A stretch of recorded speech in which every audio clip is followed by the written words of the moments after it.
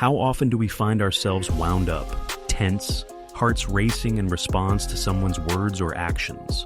Stoicism reminds us that what truly troubles us is not the event itself, but our perception of it. Today we embark on a journey to understand the quiet power of not taking things personally. A journey not toward distance, but deeper connection to inner peace. Imagine Aristarchus, a potter of humble means yet profound wisdom, who lived in a bustling city by the sea. Every morning, wayfarers and merchants crowded his shop, clamoring to see his creations. Aristarchus was known not just for his craftsmanship, but for his calm demeanor amidst chaos. One day, as the sun cast long shadows across the marketplace, a nobleman approached with looks that could cut through steel. "This pot," the nobleman declared, holding an urn akin to holding insult, "is unworthy of my halls." In the crowded stall, silence descended like nightfall.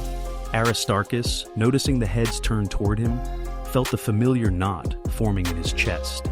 Here it was, the knife-edge moment, where many have fallen to indignation or self-doubt.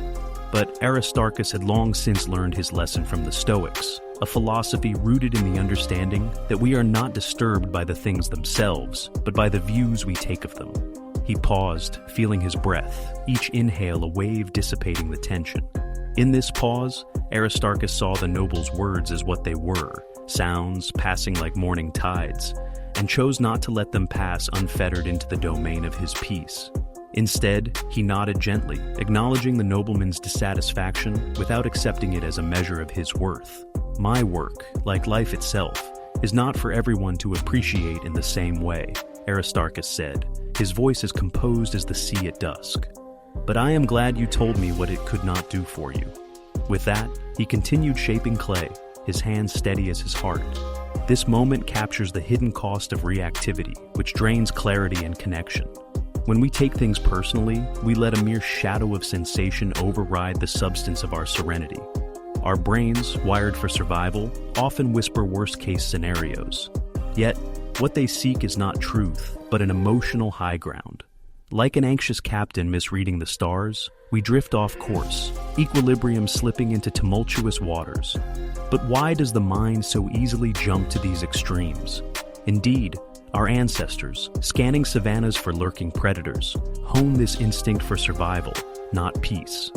An insult feels like a threat because somewhere deep within, it resonates with the primal urge for acceptance, for belonging.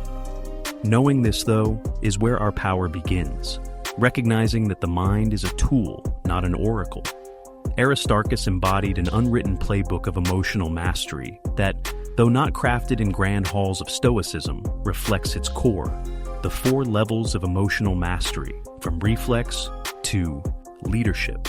He understood the first level of reflex were natural, those raw, unfiltered reactions. But instead of succumbing, he moved to understanding, reflecting on thoughts as they were, echoes of perception, not truth. On the 3rd level, Aristarchus chose conscious response over reactivity, guiding his actions not with a knee-jerk recoil, but with a considered step. And finally, leadership, a state where one's actions inspire peace in others. His very presence led others to question, to internalize a kind of calm inquiry rather than a defensive posture. The stop method. Aristarchus' practice grants us the grace to pause, S for stop, T for take a breath, O for observe what is happening, both inside and out, and P for proceed with what aligns with our virtues. In the moment with the nobleman, Aristarchus stopped his internal monologue, took a grounding breath, and observed the situation clearly. Only then did he proceed with dignity. Advanced tools, like breath resets and language that lowers heat, form the bedrock of Aristarchus's resilience. By lengthening his exhales, he signaled safety to his nervous system, trading reflexive defense for deliberate peace. His words carried no barbs, but understanding, creating space for empathy and discourse, not conflict. This baseline of tranquility stems from more than mere moment-to-moment tactics. It requires tending to life's essential rhythms: sleep, light, movement. Just as plants wilt without sun, so too does resolve without these fundamentals. Aristarchus tended his days like a garden, knowing the fruits of calm grow from the soil of disciplined care. When pressure mounts and moments seem to call for urgency, Aristarchus turned to rituals, simple gestures that restore alignment. Whether it be the methodical kneading of clay or a walk under the stars, these actions root him, grounding fleeting emotion in the enduring texture of life itself. As we draw to conclusion, consider Aristarchus' story an invitation, integrating this quiet power into daily play, choosing calm over chaos. If you feel the surge today, buy 10 seconds, breathe deliberately, name your feeling to tame it, then choose one small action that serves your true aim. Linger with these thoughts, for they echo ancient wisdom. Epictetus reminds us, men are disturbed not by things, but by the principles and notions which they form concerning things. In letting go, we do not become cold or distant. We become free to build bridges where walls once stood. Free to replace the noise of reactivity with the music of reflection. If this journey has spoken to you, subscribe for more weekly explorations. Share your reflections below and tell us about a situation you'll handle differently this week.